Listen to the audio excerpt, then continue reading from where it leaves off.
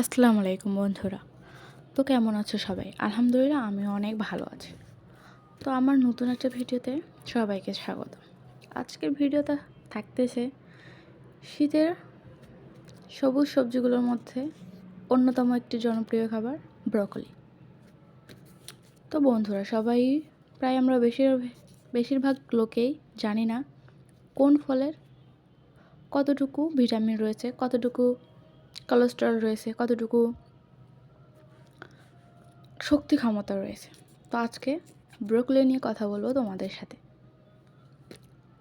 তো ব্রোকলির গুণাগুণ ও উপকারিতা নিয়ে আজকে তোমাদের সাথে আমি কথা বলবো। ব্রোকলি হচ্ছে উচ্চমাত্রার ভিটামিন সি সমৃদ্ধ সবজি। এটি বেশ জনপ্রিয়।